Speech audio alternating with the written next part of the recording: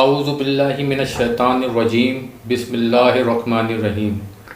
شروع اللہ کے نام سے جو بڑا مہربان نہایت رحم کرنے والا ہے۔ معزز سامعین السلام علیکم۔ اگر آپ ہمارے چینل پہ نئے ہیں تو ہمارے اس چینل کو سبسکرائب کریں، شیئر کریں، لائک کریں اور بیل کے آئیکن کو پریس کریں تاکہ آپ کو ہر نئی آنے والی اپڈیٹس سب سے پہلے موصول ہوں۔ دوستوں، جب اللہ تعالیٰ نے نبی کریم صلی اللہ علیہ وسلم کو اعلانی تبلیغ کا حکم فرمایا تو اللہ تعالیٰ نے سورہ عشرہ میں آپ کو حکم فرمایا اور آپ اپنے نزدیک کے اہل خاندان کو ڈرائیے۔ یہ حکم ملتے ہی آپ کافی پریشان ہوئے۔ پیارے دوستوں، ایک دن قریش کے لوگ مسجد حرام میں جمع تھے، بتوں کو سجدے کر رہے تھے۔ آپ نے یہ منظر دیکھا تو فرمایا، اے گروہ قریش، اللہ کی قسم تم اپنے باپ ابراہیم علیہ السلام کے راستے سے ہٹ گئے ہو۔ آپ کی بات کے جواب میں قریش بولے، ہم اللہ تعالیٰ کی محبت میں بتوں کو پوچھتے ہیں تاکہ اس طرح ہم اللہ تعالیٰ کے قریب ہو سکیں۔ اس موقع پر اللہ تعالیٰ نے ان کی بات کے جواب میں وحی نازل فرمائی۔ ترجمہ، آپ فرما دیجئے اگر تم اللہ تعالیٰ سے محبت رکھتے ہو تو میری پیروی کرو، اللہ تعالیٰ تم سے محبت کرنے لگیں گے اور تمہارے سب گناہوں کو معاف کر دیں گے۔ سورہ آل عمران آیت نمبر 31۔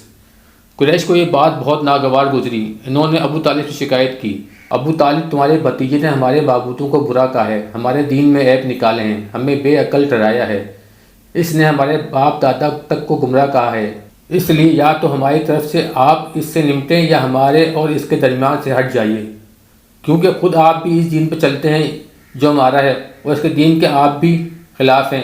ابو طالب نے انہیں نرم الفاظ میں جواب دے کر واپس کر دیا کہ اچھا، میں انہیں سمجھاؤں گا۔ ادھر اللہ تعالیٰ نے حضرت جبرائیل علیہ السلام کو آپ کی خدمت میں بھیجا۔ حضرت جبرائیل علیہ السلام نہایت حسین شکل و صورت میں بہترین خوشبو لگائے ظاہر ہوئے اور بولے، اے محمد، اللہ تعالیٰ آپ کو سلام فرماتے ہیں اور فرماتے ہیں کہ آپ تمام جنوں اور انسانوں کی طرف اللہ تعالیٰ کے رسول ہیں، اس لیے انہیں کلمہ لا الہ الا اللہ کی طرف بلائیے۔ یہ حکم ملتے ہی آپ نے قریش کو براہ راست تبلیغ شروع کر دی، اور حالت اس وقت یہ تھی کہ کافروں کے پاس پوری طاقت تھی، وہ آپ کی پیروی کرنے کے لیے ہرگز تیار نہیں تھے۔ کفر و شرک ان کے دلوں میں بسا ہوا تھا، بتوں کی محبت ان کے اندر سرایت کر چکی تھی، ان کے دل اس شرک اور گمراہی کی سوا کوئی چیز بھی قبول کرنے پہ آبادہ نہیں تھے۔ شرک کی یہ بیماری لوگوں میں پوری طرح سما چکی تھی۔ آپ صلی اللہ علیہ وسلم کی تبلیغ کا یہ سلسلہ بہت بڑھ گیا تو قریش کے درمیان ہر وقت آپ کا ذکر ہونے لگا۔ وہ لوگ ایک دوسرے سے بڑھ چڑھ کر آپ سے دشمنی پر اتر آئے، آپ کے قتل کے منصوبے بنانے لگے۔ قریش کے لوگ پھر دوبارہ ابو طالب کے پاس گئے اور بولے، ابو طالب، ہمارے درمیان آپ بڑے قابل، عزت دار اور بلند مرتبہ آدمی ہیں، ہم نے آپ سے درخواست کی تھی کہ آپ اپنے بھتیجے کو روکیے، مگر آپ نے کچھ نہیں کیا۔ ہم لوگ یہ بات برداشت نہیں کر سکتے کہ ہمارے معبودوں اور باپ داداؤں کو برا کہا جائے، ہمیں بے عقل کہا جائے۔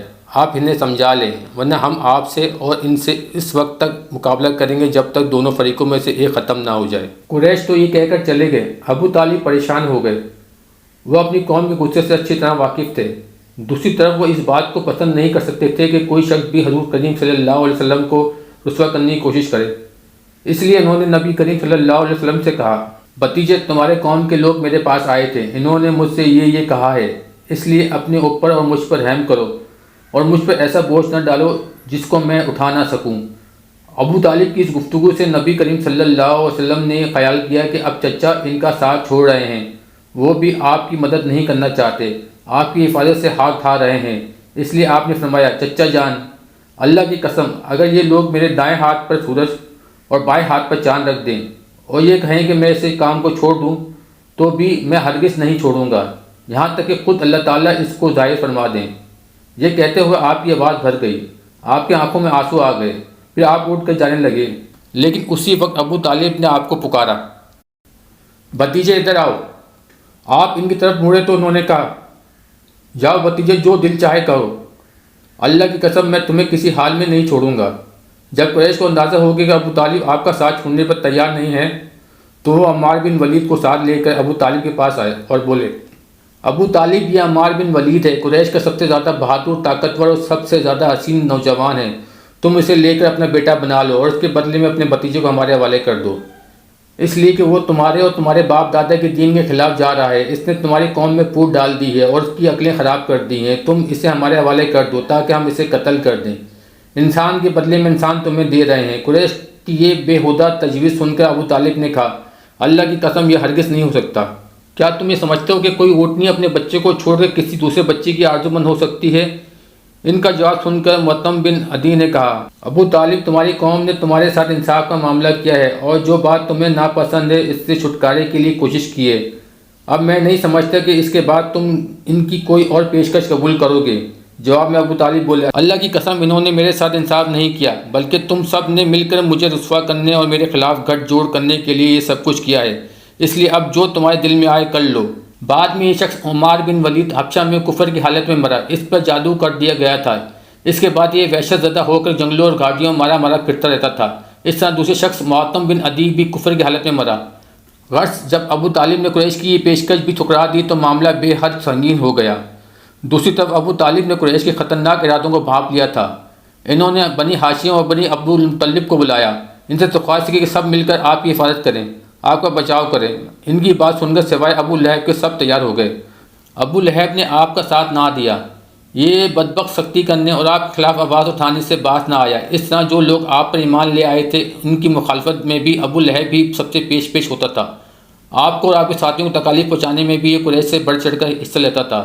آپ کو تکالیف پہنچانے کے سلسلے میں حضرت عباس رضی اللہ تعالیٰ عنہ ایک واقعہ بیان کرتے ہیں کہ فرماتے ہیں، ایک روز میں مسجد حرام میں تھا کہ ابو جہل وہاں آیا اور بولا، میں خدا کی قسم کھاتا ہوں اگر میں محمد کو سجدہ کرتے ہوئے دیکھ لوں تو میں ان کی گردن مار دوں گا۔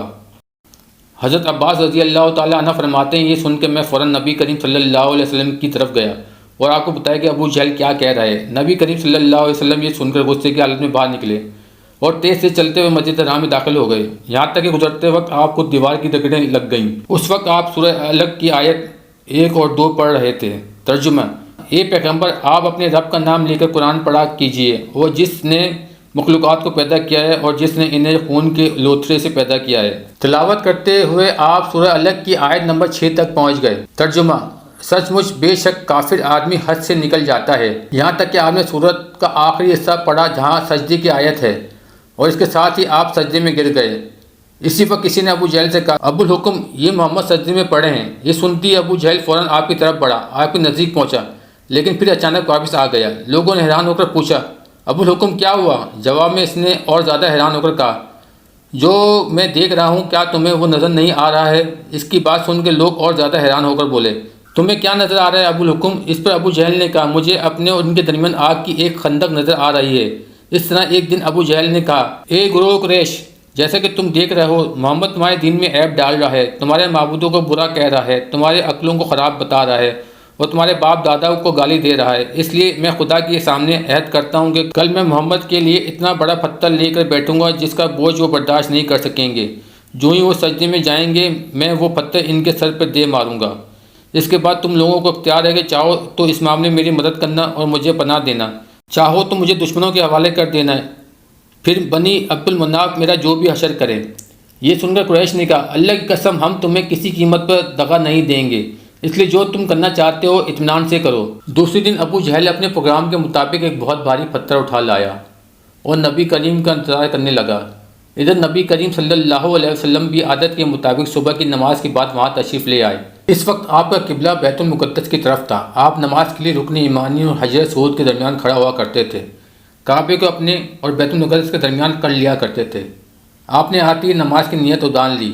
ادھر قریش کے لوگ اپنے اپنے گھروں میں بیٹھے انتظار کر رہے تھے کہ دیکھیں آج کیا ہوتا ہے، ابو جہل اپنے پروگرام میں کامیاب ہوتا ہے یا نہیں۔ پھر جو ہی آپ سجدے میں گئے ابو جہل نے پتھر اٹھا لیا اور آپ کی طرف بڑھا۔ جیسے ہی وہ آپ کے نزدیک ہوا ایک دم اس پر لرزہ طاری ہو گیا، گھبراہٹ کے عالم میں وہاں سے پیچھے ہٹ آیا۔ ادھر پتھر پر اس کے ہاتھ اس طرح جم گئے کہ اس نے چاہا ہاتھ اس پر سے ہٹا لے لیکن نہ ہٹا سکا۔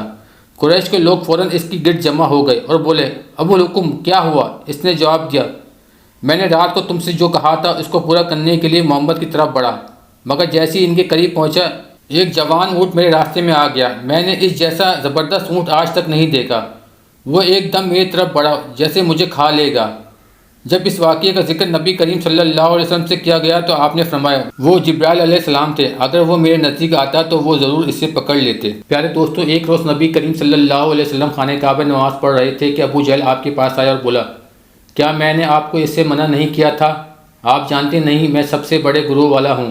اس پر سورہ الگ کی آیت نمبر 17 اور 18 نازل ہوئی۔ ترجمہ: سو یہ اپنے گروہ کے لوگوں کو بلائے، اگر اس نے ایسا کیا تو ہم بھی دوزخ کے پیادوں کو بلا لیں گے۔ حضرت ابن عباس رضی اللہ تعالیٰ فرماتے ہیں اگر ابو جہل اپنے گروہ کو بلاتا تو اللہ تعالیٰ کے عذاب کے فرشتے سے پکڑ کر تہس نہس کر دیتے۔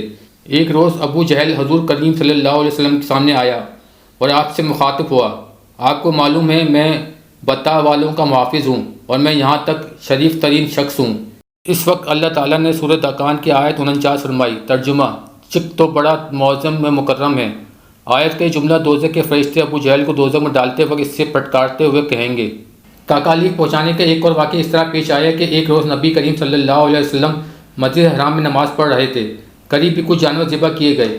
وہ لوگ اپنے بتوں کے نام پر قربانی کرتے تھے اور ان جانوروں کی اوجڑی ابھی تک وہیں پڑی تھی۔ ایسے میں ابو جہل نے کہا، کیا کوئی شخص ایسا ہے جو اس اوجڑی کو محمد کے اوپر ڈال دے؟ ایک روایت کے مطابق کسی نے کہا، کیا تم یہ منظر نہیں دیکھ رہے؟ تم میں سے کون ہے جو وہاں جائے جہاں فلاں قبیلے نے جانور ذبح کیے ہیں؟ ان کا گوبر، لیت، خون اور اوجڑی وہاں پڑے ہیں۔ کوئی شخص وہاں جا کر گندگی اٹھا لے اور محمد کے سجدے میں جانے کا انتظار کرے، پھر جو ہی وہ سجدے میں جائیں وہ شخص گندگی ان کے کندھوں کے درمیان رکھ دے۔ تب مشرکوں میں سے ایک شخص اٹھا، اس کا نام عقبہ بن ابی محیط تھا۔ یہ اپنی قوم میں سب سے زیادہ بدبخت تھا۔ یہ گیا اور اوجڑی اٹھا لایا۔ جب نبی کریم صلی اللہ علیہ وسلم سجدے میں گئے تو اوجڑی آپ پر رکھ دی۔ اس پر مشرکین زور زور سے ہنسنے لگے، یہاں تک کہ وہ ہنسی سے بے حال ہو گئے اور ایک دوسرے پہ گننے لگ گئے۔ ایسے میں کسی نے حضرت فاطمہ زہرا رضی اللہ تعالیٰ عنہ کو یہ بات بتا دی۔ وہ روتی حرم میں آئیں۔ نبی کریم صلی اللہ علیہ وسلم اس طرح سجدے میں تھے اور اوجڑی ان کے کندھوں پر تھی۔ سیدہ فاطمہ زہرا نے اوجڑی کو آپ پر سے ہٹایا۔ اس کے بعد آپ سجدے سے اٹھے، نماز کی حالت میں کھڑے ہو گئے۔ نماز سے فارغ ہو کر آپ صلی اللہ علیہ وسلم نے ان لوگوں کی حق میں بد دعا فرمائی، اے اللہ تو قریش کو ضرور سزا دے، اے اللہ تو قریش کو ضرور سزا دے، اے اللہ تو قریش کو ضرور سزا دے۔ قریش جو مارے ہنسی کے لوٹ پوٹ ہو رہے تھے، یہ بد دعا سنتے ہی ان کی ہنسی کافور ہو گئی۔ اس بد دعا کی وجہ سے وہ دہشت زدہ ہو گئے۔ اس کے بعد آپ نے نام لے لے کر بھی بد دعا فرمائی، اے اللہ تو عمرو بن حشام کو سزا دے، یعنی ابو جہل کو، عقبہ بن ابی محیط، امیہ بن خلف کو سزا دے۔ حضرت عبداللہ ابن مسعود رضی اللہ تعالیٰ عنہ فرماتے ہیں، اللہ کی قسم حضرت محمد صلی اللہ علیہ وسلم نے جن جن قریشیوں کا نام لیا تھا، میں نے انہیں غزوہ بدر میں خواہ و خون میں لٹڑا ہوا دیکھا اور پھر ان کی لاشوں کو ایک گڑھے میں پھینک دیا گیا۔ اس طرح کا ایک اور واقعہ حضرت عثمان غنی رضی اللہ تعالیٰ عنہ نے اس طرح بیان فرمایا۔ ایک روز نبی کریم صلی اللہ علیہ وسلم طواف فرما رہے تھے۔ اس وقت آپ کا ہاتھ حضرت ابو بکر صدیق رضی اللہ تعالیٰ عنہ کے ہاتھ میں تھا۔ حجر سعود کے پاس 3 آدمی بیٹھے تھے۔ جب آپ حجر سعود کے پاس سے گزرے، ان کے قریب پہنچے تو ان تینوں نے آپ کی ذات میں برکات پر چند جملے کسے۔ ان جملوں کو سن کر آپ کو تکلیف پہنچی۔ تکلیف کے اثر آپ کے چہرے سے ظاہر ہو رہے تھے۔ دوسرے پہرے میں ابو جہل نے کہا، تم ہمیں ان معبودوں کی عبادت کرنے سے روکتے ہو جنہیں ہمارے باپ دادا پوچھتے آئے ہیں، لیکن ہم تم سے صلاح نہیں کر سکتے۔ جواب میں حضرت محمد صلی اللہ علیہ وسلم نے فرمایا، میرا ابھی یہی حال ہے۔ پھر آپ آگے بڑھ گئے۔ تیسرے پہرے میں بھی انہوں نے ایسا ہی کہا۔ پھر چوتھے پہرے میں یہ تینوں ایک دم آپ کی طرف جھپٹے۔ دوستوں، حضرت عثمان غنی رضی اللہ تعالیٰ عنہ فرماتے ہیں، ابو جہل نے ایک دم آگے بڑھ کر حضرت محمد صلی اللہ علیہ وسلم کے کپڑے پکڑنے کی کوشش کی۔ میں نے آگے بڑھ کے ایک گھونسا اس کے سینے میں مارا، اس سے وہ زمین پر گر پڑا۔ دوسری طرف سے ابو بکر صدیق رضی اللہ تعالیٰ عنہ نے امیہ بن خلف کو دھکیلا۔ تیسری طرف خود نبی کریم صلی اللہ علیہ وسلم نے عتبہ بن ابی محیط کو دھکیلا۔ آخر یہ لوگ آپ کے پاس سے ہٹ گئے۔ اس وقت آپ نے ارشاد فرمایا، اللہ کی قسم تم لوگ اس وقت تک نہیں مرو گے جب تک اللہ کی طرف سے اس کی سزا نہیں بھگت لو گے۔ حضرت عثمان غنی رضی اللہ تعالیٰ عنہ فرماتے ہیں، یہ الفاظ سن کے ان تینوں میں سے ایک بھی ایسا نہیں تھا جو خوف کی وجہ سے کانپنے نہ لگا ہو۔ پھر آپ نے ارشاد فرمایا، تم لوگ اپنے نبی کے لیے بہت برے ثابت ہوئے۔ یہ فرمانے کے بعد آپ اپنے گھر کی طرف لوٹ گئے۔ ہم آپ کے پیچھے پیچھے چلے۔ جب آپ اپنے دروازے تک پہنچے تو اچانک ہماری طرف مڑے اور فرمایا، تم لوگ غم نہ کرو، اللہ تعالیٰ خود اپنے دین کو پھیلانے والا ہے، اپنے کلمے کو پورا کرنے والا ہے اور اپنے نبی کی مدد کرنے والا ہے۔ ان لوگوں کو اللہ بہت جلد تمہارے ہاتھوں ذبح کرائے گا۔ اس کے بعد ہم بھی اپنے اپنے گھروں کو چلے گئے اور پھر اللہ کی قسم غزوہ بدر کے دن اللہ تعالیٰ نے ان لوگوں کو ہمارے ہاتھوں ذبح کرایا۔ اگر آپ ہمارے چینل پہ نئے ہیں تو ہمارے اس چینل کو سبسکرائب کریں، شیئر کریں، لائک کریں اور بیل کے آئیکن کو پریس کریں تاکہ آپ کو ہر نئی آنے والی اپڈیٹ سب سے پہلے موصول ہوں۔ دوستوں، اگر آپ کو ہماری کاوشیں اچھی لگیں تو ہمارے چینل کو لائک کریں، شیئر کریں، سبسکرائب کریں۔